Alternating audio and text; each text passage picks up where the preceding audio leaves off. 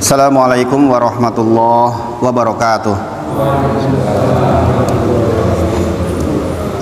Alhamdulillahi haqqa hamdi nahmaduhu wa nasta'inuhu wa nastaghfiruh wa na'udzu billahi min syururi anfusina wa min sayyiati a'malina may yahdihillahu fala mudilla lahu wa may yudlilhu fala hadiyalah. Asyhadu alla ilaha illallah wa asyhadu anna Muhammadan abduhu wa rasuluh. Allahumma sholli ala sayyidina Muhammad wa ala ali sayyidina Muhammad.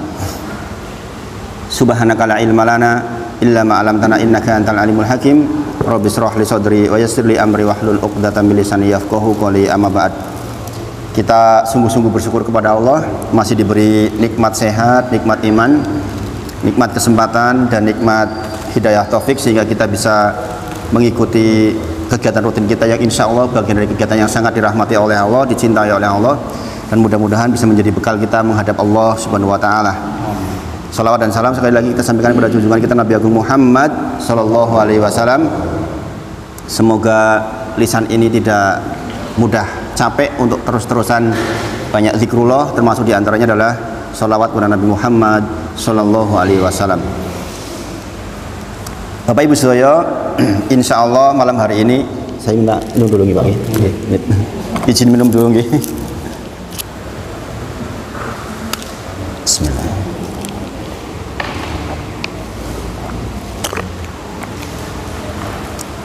Insya Allah malam hari ini saya mengangkat tema yang sedikit berbeda dengan yang biasanya, terkait dengan apa yang kita laksanakan minggu lalu insya Allah, yaitu gerhana bulan.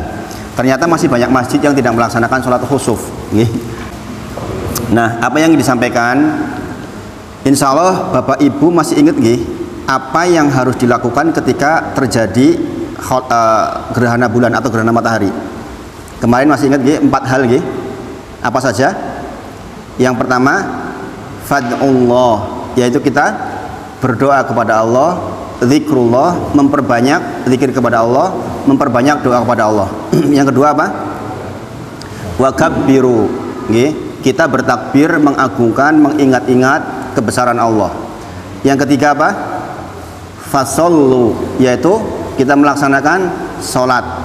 Ini perintah adanya sholat khusuf, yang sholatnya sangat istimewa, berbeda dengan sholat yang lainnya. Kemudian yang keempat adalah watasodaku, yaitu kita bersodakoh. Sudahkah Bapak Ibu sedaya mengambil hikmah dalam seminggu terakhir ini dari kegiatan itu? Berarti 4 hal ini seharusnya dalam seminggu terakhir menjadi perhatian khusus, insya Allah. Kalau di luar gerhana berarti ya sholat biasa, sholat wajib kita, sholat sunnah kita. Fasollu. Mudah-mudahan, saya berharap betul sebuah kejadian besar itu membuat kita menjadi semakin bersemangat terhadap 4 hal yang disebut oleh Rasulullah Muhammad Sallallahu Alaihi Wasallam. Sekali lagi saya sampaikan, inna syamsa wal qamar, sesungguhnya matahari dan bulan itu ayatani min ayatillah, 2 ayat diantara tanda-tanda kebesaran Allah. 2 tanda-tanda kebesaran Allah. Layan khosifani, tidaklah terjadi gerhana matahari atau bulan, li mauti ahadin, karena matinya seseorang, atau lihayatihi, atau karena kehidupan seseorang. Jadi murni tanda-tanda kebesaran Allah. Kemudian idza ra'aitum dzalika, jikalau panjenengan semua melihat keadaan itu, gerhana itu, maka fadullah wa kabbiru fassallu wa tasaddaqu. Maka ini peringatan besar buat kita, mudah-mudahan kita termasuk yang bisa mengamalkan. Nah Bapak Ibu sedaya, menyikapi hal itu saya ingin menyampaikan malam hari ini terkait dengan yang pertama, fadullah, tentang kita banyak berdoa, banyak zikir kepada Allah. Metode dakwah seperti ini adalah metode dakwah yang disampaikan oleh Rasulullah Muhammad Sallallahu Alaihi Wasallam, Bapak Ibu sedaya. Jadi Nabi Muhammad Sallallahu Alaihi Wasallam selalu mengangkat jikalau ada sesuatu yang terjadi di masyarakat, maka diberi solusinya, diberi soalnya, diberi keterangannya. Maka pun saya demikian, walaupun kita punya kajian rutin, tetapi karena ada baru kejadian seperti itu, maka harus ada pelajaran yang diambil, yang membekas buat kita, yang menjadikan kita punya ilmu karenanya, dan kita beribadah karena di atas ilmu itu. Sangat dipahami Bapak Ibu sedaya sampai di sini. Jadi yang saya sampaikan malam hari ini sangat terkait dengan fadullah, perintah pertama ketika terjadi fenomena gerhana bulan dan gerhana matahari. Fad'ullah, berdoa, wa kabbiru, bertakbir, itu tidak keluar dari soal zikrullah, Bapak Ibu sedaya. Nggih. Maka malam hari saya ingin mengangkat soal zikir, Bapak Ibu sedaya. Nggih. Dan mudah-mudahan ini ilmu yang langsung diaplikasikan. Jenengan nanti sholat kondur di rumah sudah aplikasi tentang apa yang saya sampaikan malam hari ini. Nggih. Rasulullah bersabda, nggih, kalimatani habibatani ila rahmani khafifatani ala lisan takhilatani fil mizan subhanallahil adzim subhanallahi wa bihamdi, kata Rasulullah. Masih ingat pernah saya sampaikan nggih? Kalimatani, dua kalimat, nggih, habibatani, dua-duanya sangat dicintai ila rahmani, oleh Ar-Rahman, oleh Allah Ar-Rahman. Khafifatani ala lisan, ringan diucapkan oleh lisan kita. Takhilatani fil mizan, abot banget timbangannya di mizan besok. Ucapan apa itu? Subhanallahil adzim subhanallahi wa bihamdi. Maka jenengan kondur nanti sambil jalan subhanallahil adzim subhanallahi wa bihamdi, di atas motor subhanallahil adzim subhanallahi wa bihamdi, sambil masak ibu-ibu subhanallahil adzim subhanallahi wa bihamdi, di depan komputer yang kerjanya di depan komputer subhanallahil adzim subhanallahi wa bihamdi, mahasiswa yang lagi ngerjain tugas subhanallahil adzim subhanallahi wa bihamdi. Ingat, itu khafifatani ala lisan, ringan diucapkan di lisan, takhilatani fil mizan, berat timbangannya di mizan. Ringan gitu mengucapkan subhanallahil adzim subhanallahi wa bihamdi, ringan boten? Ringan. Ringan Bapak Ibu sedaya. Sayangnya Bapak Ibu sedaya, Syekh Utsaimin rahimahullah taala, seorang syekh besar di Arab Saudi, beliau menyampaikan, dan ini berlaku umum, sungguh zikrullah itu ibadah yang ringan di lisan, mudah dilaksanakan, tidak banyak syaratnya, tetapi sedikit orang yang mendapatkan taufik untuk melakukannya. Ini peringatan besar buat kita. Taufik, ingat gitu taufik? Taufik adalah izin dari Allah agar ilmu menjadi amal. Kita tahu sholat itu bagus, kita tahu zikir itu bagus, kita tahu sedekah itu bagus, kita tahu berdoa bagus, tetapi menjadikan kita berdoa, kita berzikir, kita sedekah, itu taufik dari Allah. Maka sekali lagi, walaupun ini ringan, tetapi sedikit orang yang mau melakukannya. Peringatan, terlebih di zaman sekarang ini, subhanallah, fitnah zaman sedemikian rupa. Kita menghadapi yang namanya setan gepeng. Nih setan gepeng ini. Ini nih, subhanallah.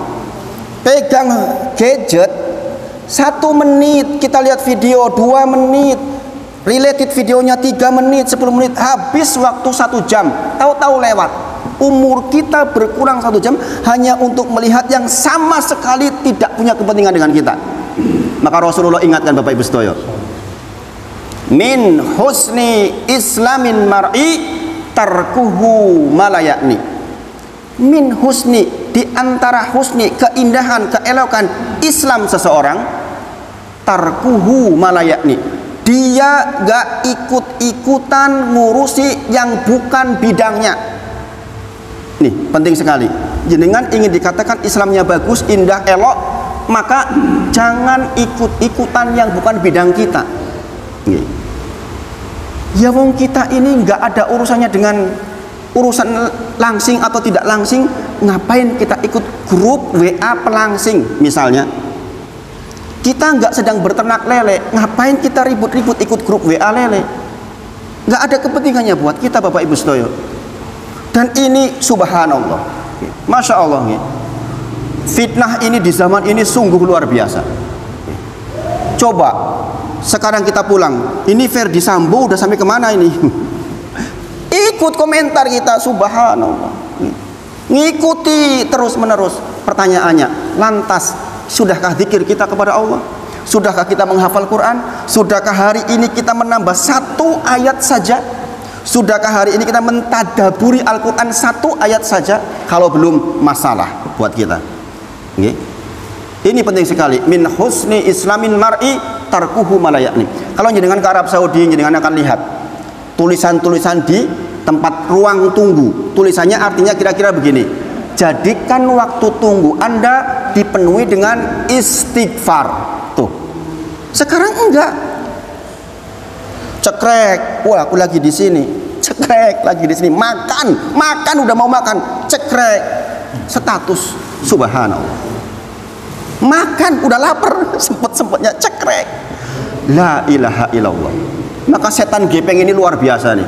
Makanya sekali lagi, sungguh relevan kalau dikatakan yang namanya zikrullah, subhanallah, walhamdulillah, la ilaha illallah, itu mudah, khafifatani ala lisan, tahillatani fil mizan.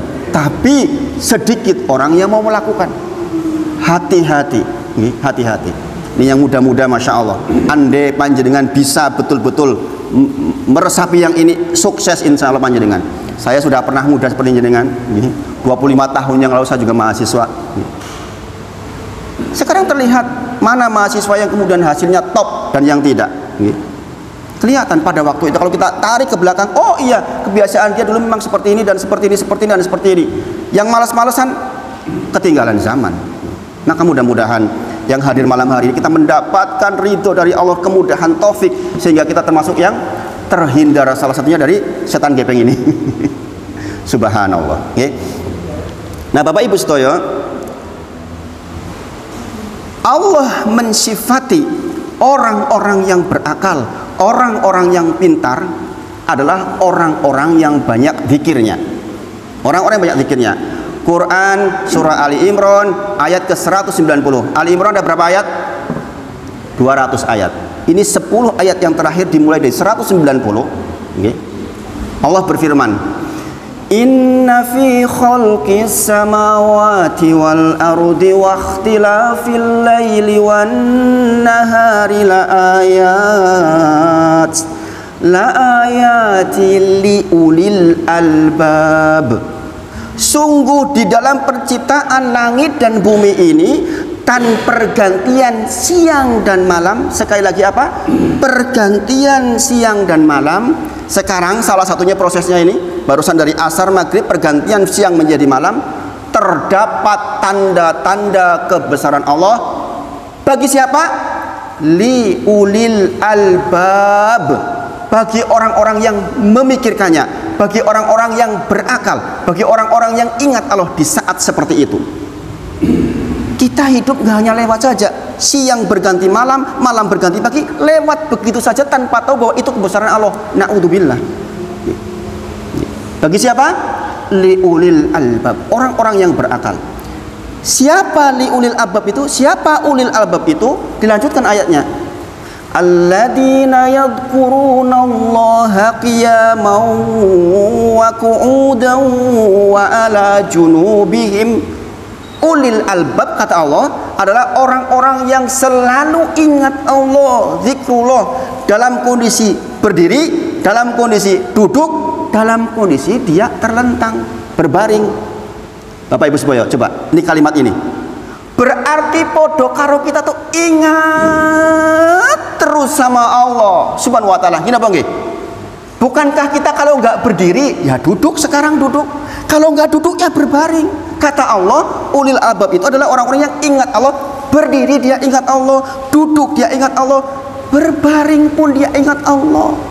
Podo karo seluruh waktu kita adalah untuk mengingat Allah, zikrullah. Maka Rasulullah berpesan, la yazalu lisanuk rotoban min dzikrillah, kata Rasulullah. Basahi selalu lisanmu dengan zikrullah, dengan ingat Allah. Masya Allah. Ini Bapak Ibu sedaya, kalau yang muda-muda ini pakai ilmu ini, yakin dengan sukses besar di masa depan. Kalau udah sepuh-sepuh kayak kita begini ini kan, memang sudah seharusnya, mau bagaimana lagi? Udah sepuh nggak zikir mau ngapain? Tempat kita sudah sebentar lagi menuju kemana ini? Kuburannya di mana? Sebentar lagi kita menuju ke sana. Makanya pemuda itu diberi poin khusus oleh Rasulullah. Kalau ada pemuda tergantung hatinya ke masjid, menjadi satu di antara yang mendapatkan naungan di akhirat kelak. Masya Allah. Ini sesepuhan kayak kita tuh gelem ora gelem kudu menunduk. Ini orang menunduk ya kebangetan. Istu isi jingkrak-jingkrak, isi gadgetan lho, WA-an karo sapa ora karo-karuan. Naudzubillah. Nah, jadi persoalan zikir ini Bapak Ibu sedaya, persoalan yang utama. Ya. Saya bertanya kepada panjenengan sekarang, adakah di masjid ini yang sudah rutin melaksanakan zikir pagi, zikir petang? Sudah ada yang rutin? Insya Allah rutin ya? Zikir pagi, zikir petang. Yang ingin saya sebut malam hari ini terkait dengan zikir pagi, zikir petang. Adapun dalilnya adalah ya ayyuhalladzina amanu dzkurullaha dzikran katsira wasabbihuhu bukratan wa asila. Wahai orang-orang yang beriman, kata Allah, yang dipanggil siapa? Orang-orang yang beriman. Ingatlah Allah dengan dzikran katsira, dengan ingatan yang banyak. Wasabbihuhu bukratan wa asila. Kekhususan waktu pagi dan petang lebih banyak lagi tuh tasbihnya, lebih banyak lagi kita zikirnya. Definisi waktu pagi adalah mulai dari subuh sampai datang waktu fajar, itu waktu paling afdol. Adapun waktu bolehnya sampai waktu duha habis, berarti sampai 1/4 jam sebelum duhur, itulah waktunya zikir pagi. Adapun zikir petang adalah setelah sholat asar, adzan asar masuk sampai sebelum terbenam, itu waktu afdol. Waktu bolehnya sampai habis waktu isya. Jadi kalau jenengan, aduh tadi kok lupa belum ba'da isya, nggak masalah. Tapi afdolnya adalah ba'da asar sampai maghrib, ba'da subuh, mulai subuh itu sampai suruk. Itulah waktu untuk kita zikir pagi, zikir petang. Nah, Bapak Ibu sedaya, di dalam kitab Al-Wabilus Shaib disebutkan sekitar 100 manfaat zikir. Saya sebutkan beberapa di antaranya. Kalau 100 mau sampai kapan selesai? Saya sebutkan 6 di antaranya. Yang pertama, zikir akan menghindarkan kita dari dosa lisan. Orang yang biasa zikir nggak mungkin ada kepikiran lisannya untuk ngejek orang, untuk menghina orang, untuk merendahkan orang, untuk mengata-ngatai orang. Ingat Bapak Ibu sedaya, ini bukan persoalan ringan. Kita waktu SD SMP diberitahu bahwa lisan ini meskipun begini bentuknya, tapi tajamnya bisa ngungkuli pedang, bisa ngungkuli silet. Betul apa betul? Betul nggih? Banyak terjadi pembunuhan gara-gara ditanya, kenapa mas kok jenengan membunuh? Sakit hati, sakit hati. Barusan tadi saya lihat seorang suami memutilasi istrinya. Ditanya kenapa? Karena kasar perbuatannya, kasar kata-katanya. La ilaha illallah. Gini bang, begitu keluar dari kita kok tajem. Wah, natuni wongil pol niku. Gini bang, kalau kena silet dikasih obat merah, kalau hati yang kesilet-silet gimana rasanya? Bapak Ibu sedaya, mengerikan toh itu, mengerikan. Dan ini sering terjadi. Kejahatan berangkat dari kata-kata tersinggung. Kata-kata tersinggung. Subhanallah. Maka sekali lagi, seseorang yang membiasakan zikrullah akan terhindar dari dosa lisan. Maka lisan itu dijaga dengan bibir dan gigi agar hati-hati, dipikir ulang sebelum ngomong. Apalagi mohon maaf, kalau dia diberi ketokohan, diberi kekayaan, hidupnya longgar, sehat terus, kadang-kadang mudah keluar. Kalau orang miskin, susah, mungkin dia mikir-mikir. Tapi kalau longgar, berjabatan, keluar gampang banget. Padahal yang dikata-katai sakitnya luar biasa. Maka sekali lagi, zikrullah akan menghindarkan kita dari dosa lisan. Yang pertama. Yang kedua, seseorang yang banyak zikir, kata Allah, fadkuruni adkurukum washkuruli wala takfurun. Tuh, kata Allah, siapapun yang ingat aku ingat dia. Al jaza min jinsil amal. Amal atau pahala tergantung kepada amalnya. Seseorang yang banyak mengingat Allah, Allah akan ingat dia. Pertanyaan sekarang, memangnya untung diingat Allah? Tentu saja keuntungan besar Bapak Ibu sedaya. Jenengan diundang walimatul urs, diundang nikahan Bapak Ibu sedaya. Diundang nikahan, Pak Lili diundang nikahan misalnya. sudah ganteng, pakai batik terbaik, wewangian, bersama istri datang ke sana, duduk di sana, tuan rumahnya lewat tanpa ngelirik jenengan, tanpa tanya, rasanya gimana Pak? Nggak tentrem. Gini apa nggih? Jebule ora kelingan aku toh, jebule iki. Aku teko ado-ado iki, jebule ora kelingan aku blas to wong kuwi. Tapi beda ketika dibilang, "Oh Pak Lili, Masya Allah jenengan rawuh, Masya Allah matur nuwun ki jazakallahu khair." Hati kita tentrem. Ini manusia, Bapak Ibu sedaya. Jenengan dilupakan Pak RT saja mungkin jenengan udah bingung mau ngurus hal-hal udah bingung gitu. Dilupakan, dicuekin sama Pak Lurah. Jenengan datang ke kantor Pak Lurah, sopo kowe? Ditinggalin. Sedihnya kayak mana kita? Ini kata Allah, andai engkau ingin aku ingat lebih banyak, ingatlah aku lebih banyak kata Allah. Fadkuruni adkurkum. Al-Baqarah 153. Jenengan bisa baca-baca nanti di rumah insyaallah. Kemudian Rasulullah menyampaikan kabar yang menggembirakan, man dzakaroni fi nafsi, barang siapa yang mengingatku di dalam dirinya kata Allah, maka dzakartuhu fi nafsi, maka aku akan ingat dia di dalam diriku kata Allah. Kemudian dilanjutkan, wa man dzakaroni fi malain, barang siapa yang mengingatku di dalam keramaian, jenengan sekumpul-kumpul dengan orang banyak, kesibukan dunia, kok masih zikrullah, kok masih ingat Allah, Allah menjanjikan dzakartu fi malain khairu minhu, jenengan akan diingat Allah di kumpulan yang lebih baik, lebih mulia, para malaikat maksudnya. Jenengan dibangga-banggakan, itu si fulan, alhamdulillah, masya Allah, lihat tuh fulan hamba saya, dibangga-banggakan jenengan di hadapan para malaikat. Tentu diingat Allah keuntungan besar buat kita.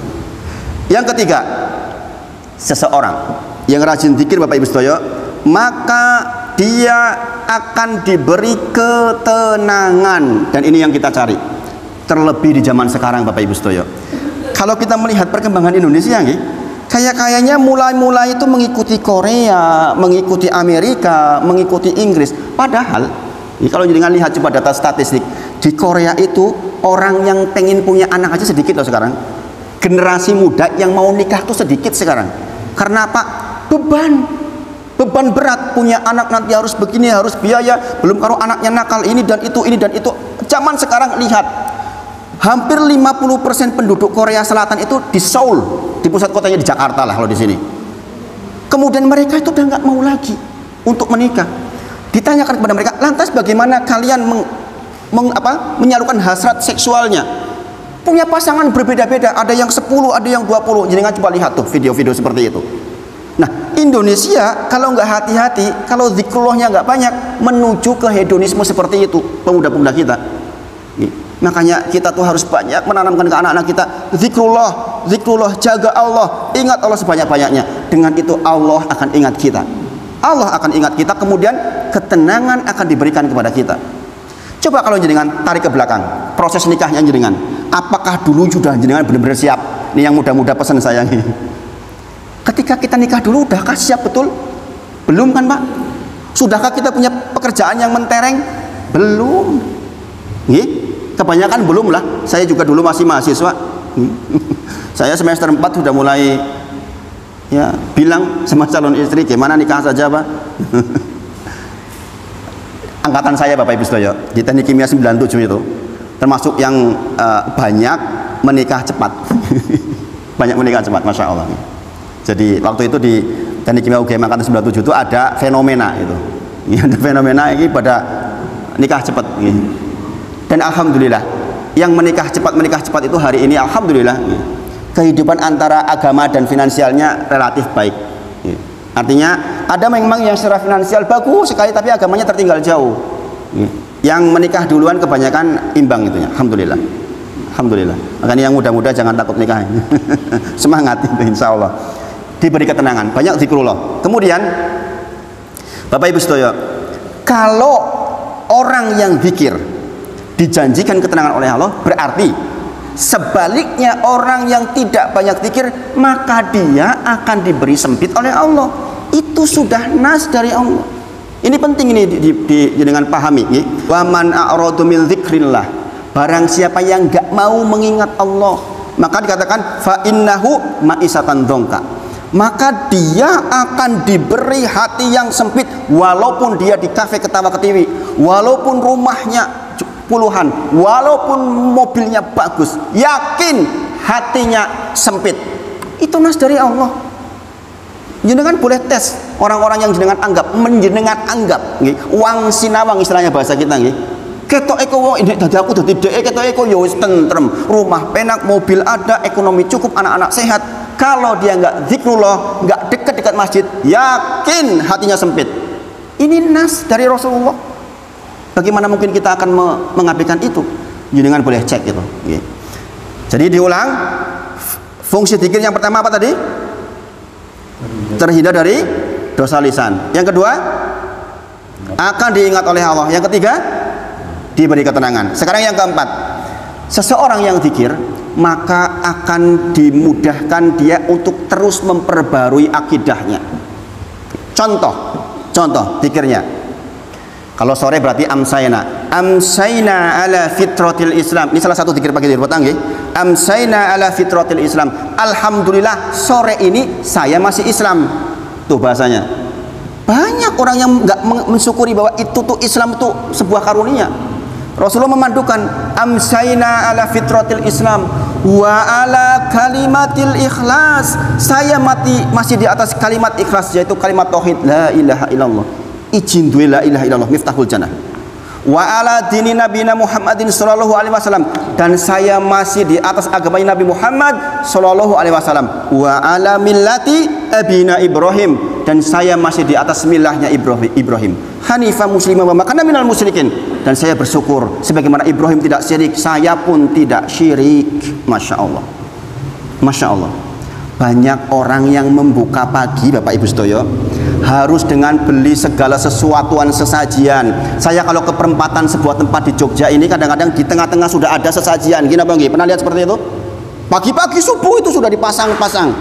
Siapa yang masang? Orang-orang yang meyakini bahwa dengan memasang seperti itu tidak akan selamat. Betul apa betul? Betul apa betul? Bahkan di sini ada yang jual. Saya parkir mobil, krek, tengok kanan, di sini toko menjual makanan lembut. Pernah lihat? Pernah lihat? Nah, kalau jenengan pernah jalan-jalan di sekitar akan tahu. Lariskah itu? Laris. Ada orang-orang yang membuka paginya harus dengan seperti itu. Sementara kita cukup dengan ucapan Bismillahilladzi la yadurru ma'asmihi syai'un fil ardi wala fis sama wa huwas samiul alim.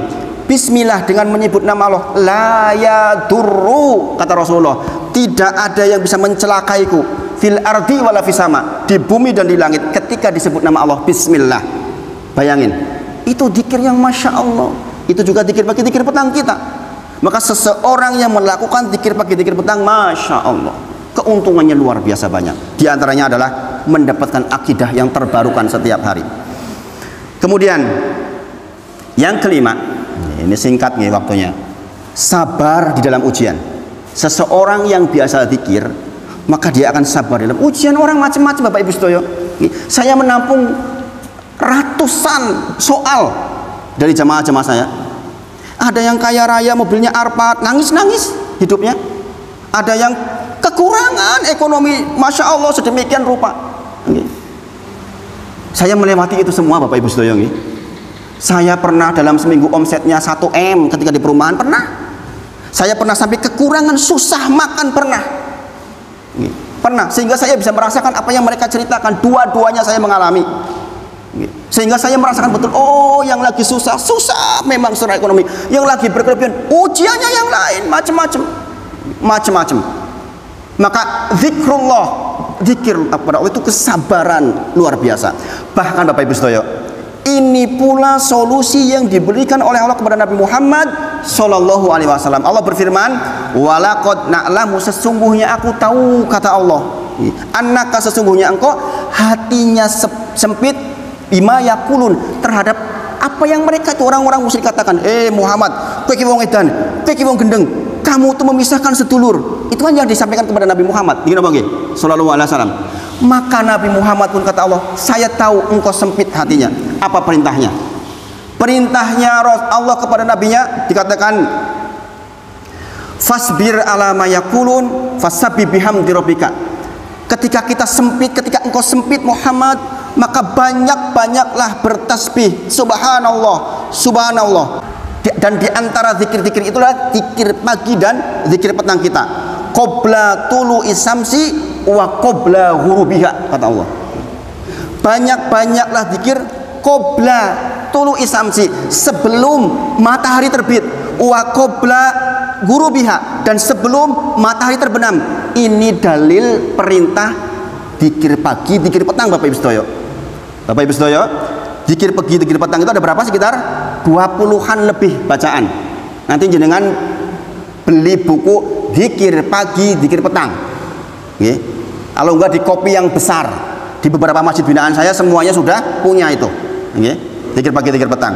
Maka seseorang dengan zikir pagi, zikir petangnya, dia akan sabar di dalam ujian. Karena itu pula yang Allah berikan kepada Nabi Muhammad SAW. Yang keenam, fungsi zikir diantaranya adalah menolak bala. Menolak bala.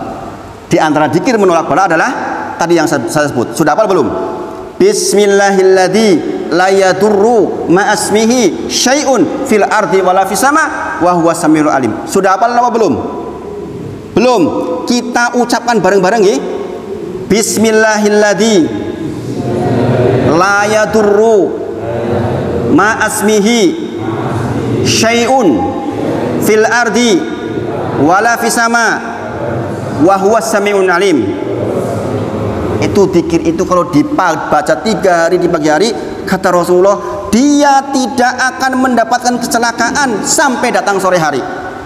Siapapun yang membaca itu 3 kali di sore hari, dia tidak akan mendapatkan musibah sampai datang di pagi hari. Masya Allah. Dan ini Bapak Ibu sedaya, zikir itu tuh Masya Allah, sebab wurudnya, sebab datangnya zikir itu tuh Masya Allah. Masya Allah. Salah satunya Imam Qurtubi rahimahullah menyampaikan, beliau menyampaikan, hada khobarun sahih wa qaulun shadiq. Kata dia, ini adalah hadis yang sahih dan benar adanya. Kemudian alimnahu dalillahu dalilan wa tajriba. Kata dia, saya mengetahui bismillahirrahmanirrahim la yadurru ma'asmi syai'un fil ardi wala fis sama wa huwas samiul alim. Itu kata dia, saya ngerti dalilnya seperti ini. Jadi kan jadi tahu sekarang. Wa tajriba, dan saya tahu pengalaman, berdasarkan pengalaman. Yen iki bener kalau kita mengucapkan bismillahirrahmanirrahim la yadurru ma'asmi syai'un fil ardi wala fis sama wa huwas samiul alim pagi 3 hari, sore 3 hari, enggak akan terjadi kecelakaan dan musibah. Enggak akan terjadi. Maka beliau menyampaikan, faladahutni akrobun bimadinati lailan, sampai suatu malam saya tersengat kala jengking di Madinah suatu malam. Dia berpikir, opo to kok sampai saya kena kecelakaan? Kemudian dia ingat, saya tadi tidak mengucapkan bismillahirrahmanirrahim la yadurru ma'asmi syai'un fil ardi wala fis sama wa huwas samiul alim. Artinya Bapak Ibu sedaya, artinya kalau memang kita ketakdir celaka, kita tuh dibuat lupa baca itu. Paham maksud saya Bapak Ibu sedaya? Karena kalau kita baca itu, yakin dijamin oleh Allah nggak akan terjadi musibah. Dan ini memang seperti itu keadaannya Bapak Ibu sedaya. Maka Masya Allah, ini tolak bala. Nggak perlu kita tolak bala harus ngambil sesajian ditaruh di tengah jalan, ngingat naruh ini naruh itu, repot ribut dengan bismillahirrahmanirrahim la yadurru ma'asmi syai'un fil ardi wala fis sama wa huwas samiul alim. Cukup Bapak Ibu sedaya. Ini pentingnya kita mempelajari tentang zikir. Nah Bapak Ibu sedaya, ini cepat banget waktunya nggih. Masya Allah. Terakhir, sampai jam berapa Pak? Sekarang 53. 53. Oh, masih cukup. Alhamdulillah. Nggih, 53. Sudah tambah panjang nggih, alhamdulillah nggih. Tadi fungsi yang keempat apa? Akan memperbarui akidah kita. Fungsi yang kelima, sabar di dalam ujian. Fungsi yang keenam, menolak bala. Ini termasuk singkat-singkat Bapak Ibu sedaya. Saya di masjid lain ini lama banget nih. Untuk keterangan ini di masjid lain itu lama gitu. Dan zikir sampai 5 kali pertemuan saya membahas zikir. Kemudian Bapak Ibu sedaya, sekarang dikatakan bahwa seseorang hanyalah dia akan mendapatkan fungsi-fungsi yang tadi, sebenarnya ada 100 ketika dia mengucapkan zikir dengan makna dan kandungannya. Sekali lagi, dengan makna dan kandungannya. Mboten namung subhanallah tanpa makna dan kandungan. Contoh, Subhanallah artinya apa? Maha suci Allah. Kandungannya sekarang, artinya maknanya adalah maha suci Allah. Kandungannya, maksud maha suci Allah itu apa? Ketika jenengan subhanallah, subhanallah artinya maha suci Allah dari yang buruk-buruk. Sangat dipahami. Misalnya contoh, nggak mungkin Allah tuh bikin kita sakit, nggak mungkin Allah itu bikin kita susah. Itu subhanallah. Kalaupun kita diberi sakit, diberi solusinya oleh Allah. Itu subhanallah. Nggak mungkin Allah tuh zalim ke kita, itu subhanallah. Makanya kalau kita melihat orang berzina, ucapan kita apa? Subhanallah, bukan masya Allah. Jangan kebalik ya. Melihat pelangi, masya Allah. Tapi kalau melihat sesuatu yang buruk, kecelakaan, subhanallah, maha suci Allah dari yang buruk-buruk, Bapak Ibu Saudara. Berarti ketika kita mengucapkan subhanallah, kita tuh hadir hatinya, maha suci Allah dari yang buruk-buruk. Kita kan nggak ingin dapat yang buruk-buruk, Bapak Ibu Saudara. Ini apa nggih? Maka kita ucapkan subhanallah, subhanallah. Dengan itu kita berharap kita nggak mendapatkan keburukan. Jadi seseorang akan mendapatkan keuntungan atau faidah zikir ketika dia paham makna dan kandungannya. Kemudian Muhammad Mukhtar Al-Singkiti rahimahullah ta'ala, seorang imam besar ini menyampaikan, selama kebiasaan kita adalah zikir dengan makna dan kandungannya, kata beliau, maka berbahagialah, kata beliau. Kenapa? Karena setiap jebakan-jebakan, musibah-musibah kehidupan kita, berupa musibah, berupa kesulitan, berupa keruwetan dunia ini, entah itu ruwet karena harus ngurusi ekonomi, harus ngurusi istri, harus ngurusi anak. Sebagian anak kita mungkin belum ketata, macam-macam tumpuk-tumpuk. Ketahuilah, kata beliau, sepanjang kebiasaan kita zikrullah dengan makna dan kandungannya, maka bergembiralah. Karena setiap soal itu akan diberi solusi oleh Allah. Ini penting Bapak Ibu Saudara. Setiap soal akan diberi solusi oleh Allah. Ini keuntungan luar biasa. Maka malam hari ini saya sebutkan satu di antaranya. Dikir pagi, dikir petang itu 20 lewat, Bapak Ibu Saudara. Kalau dibaca tartil sekitar plus minus 25 menit. Atau mungkin setengah jam. Kalau bacanya tartil, dimulai dari ayatul kursi. Dikir pagi, dikir petang itu mulai dari kita baca ayat kursi, kemudian baca kulhu falak nas 3 kali, kemudian kita baca kalau pagi asbahna, kalau sore amsayna. Asbahna itu artinya pagi ini, asbahna wa asbahal mulku lillah walhamdulillah, dan seterusnya itu. Ada sekitar 20 bacaan, ada kitabnya, dikir pagi, dikir petang. Jenengan tolong setelah ini punyai itu dan dibaca.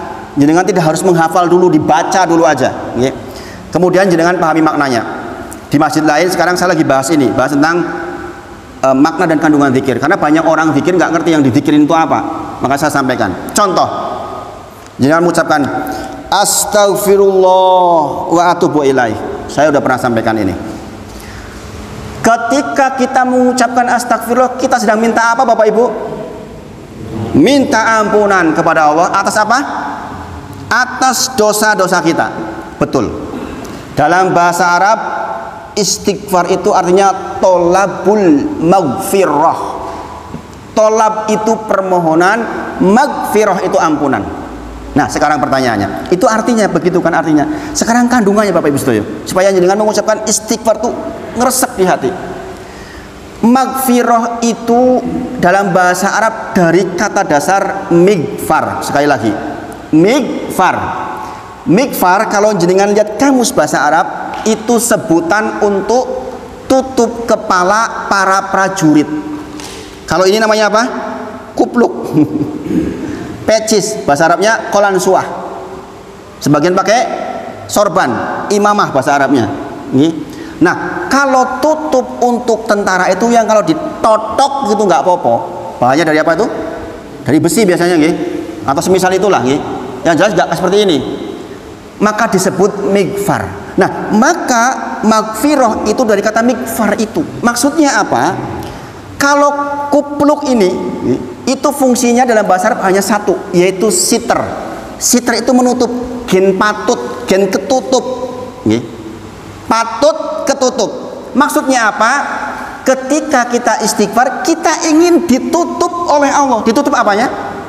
Ditutup dosa-dosa kita yang bikin malu kita. Na'udzubillah, misalnya ada orang dulu pernah berzina, na'udzubillah. Minta istighfar itu berarti minta ditutup. Ya Allah, tutup ben udah antara saya dengan dia, dengan Allah saja yang tahu, yang lain gak usah tahu. Itu maksudnya. Coba kalau jenengan keburukannya dibuka semua, berantakan kita, na'udzubillah. Maka ketika kita astagfirullah dan minta, ya Allah tutup dosa-dosa saya. Makanya di antara seburuk-buruk orang Islam adalah orang yang ketika aibnya sudah ditutup oleh Allah kok dibuka sendiri. Itu keburukan luar biasa. Contoh, ada seorang pemuda bangga, saya tuh dulu pernah loh berzina tuh sama itu tuh artis si cantik itu tuh, si Mrs. Ik ini yang cantik itu, saya pernah loh sama dia, bangga dia. Na'udzubillah. Maka di antara seburuk-buruk orang Islam yang seperti ini. Itulah mengapa Bapak Ibu sedaya, kalaupun menikah dengan janda panjenengan, nggak boleh jenengan ben piye karo suamimu pertama, nggak boleh. Apa yang sudah lewat dalam Islam ditutup, dibersihkan, baru menuju ke depan. Itu Islam. Maka istighfar adalah minta ampun supaya ditutup. Yang kedua, fungsi istighfar adalah untuk wikoyah. Kalau ini tadi sitter, yang kedua adalah wikoyah. Wikoyah itu maksudnya melindungi.